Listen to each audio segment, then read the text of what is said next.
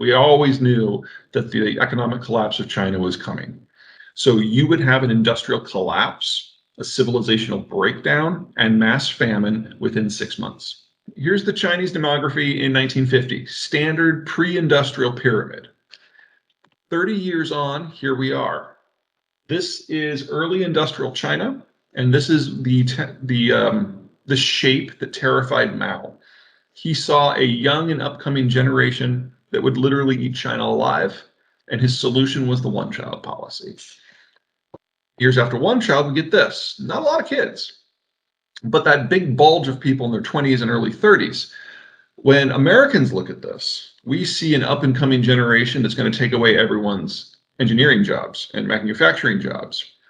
When the Chinese look at this, they see an up-and-coming young generation of spenders that are going to remake consumption norms. We were all correct. Were. Past tense. Because here's China now. As of January of 2020, when this data was pulled, China was already the fastest aging society in human history with the biggest sex imbalance. We already knew that their economic model would not match up with this demography this decade. We always knew that the economic collapse of China was coming. But since this data came out, the Chinese have started releasing parts of their 2020 decade census. And they're now grudgingly admitting that they overcounted their population by about 100 million people. And that the truth is probably closer to this, with the yellow bars just not existing. This would suggest that by the year 2050, there'll be half as many Chinese alive as there are now. I don't see how China survives as a single political entity, much less a globally significant one. I don't see how it survives this decade with these numbers, because this suggests that the Chinese population peaked back in 2003, and that Chinese economic efficiency probably peaked around the same time, and that we've already been on a relatively accelerated slide. I do not worry about China at all. Now, if you're in the Navy, I can understand why there's some heartburn there. You're probably preparing for a war that will never happen, but I'd rather you do that than what the Russians have done and not actually prepare. But I do not think that we are going to find ourselves in a world where we have to face down China, because I do not think there is going to be a China for very much longer. We can't confirm this. We can't just go to China and look around and count noses. But here are some data that are like demographics adjacent that we do trust. So this is the average wages for a number of Southeast Asian countries that I think we should be interfacing with more, because I think they're going to do very well in the future. Here are our Mexican compadres, very competitive, and here are the Chinese.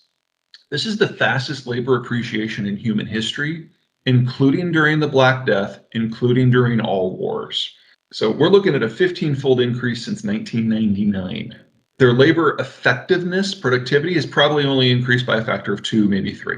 There is not an industrial process that is done in China that can't be done in North America at a lower cost, because our labor is so much more productive, our energy is so much cheaper, our supply lines are so much shorter, and you can produce stuff where people actually live, so the transport costs are minor. The only reason we think of China as a major industrial player is because of the sunk cost of the pre-existing industrial plant. You don't rebuild that somewhere else overnight, but it is happening. The United States is already in the process of its fastest industrialization, even faster than what we did during World War II. But it's a lot to move a few $1 trillion of industrial plant from one place to another. You don't do that overnight. We're living in the moment right now. We probably need to double the size of our industrial plant in the next 5 to 10 years. That'll be awkward, expensive, inflationary, but on the other side of it, we will have a far more insulated and secure supply chain system. The problem is just getting from here to there, and that is not a straight line, and there are a lot of bumps.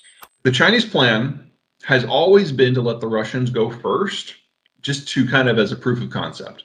And so their thinking was a fast war that conquers Taiwan in a matter of days, that imposes a done deal upon the world, and everyone just sucks it up and takes it, because China is too economically powerful to be challenged. And once you hold the territory, there's no point in going to a broad-scale war against the Chinese when it's already happened. That's always been their plan. With the Russians, they have had every aspect of all of their planning for the last 40 years set on fire and burned to ash in less than a month. So number one, it will not be a quick war, because Ukraine was one of the world's less militarily competent countries in the first place, and they're still holding it out against the Russians. Taiwan has been preparing for this war since 1955. Taiwan has a moat. Taiwan has a nuclear program that started in 1974. So if we have a 2-month accumulation of Chinese forces getting ready to push, the Taiwanese will see it because this is the only national security question that they pay any attention to.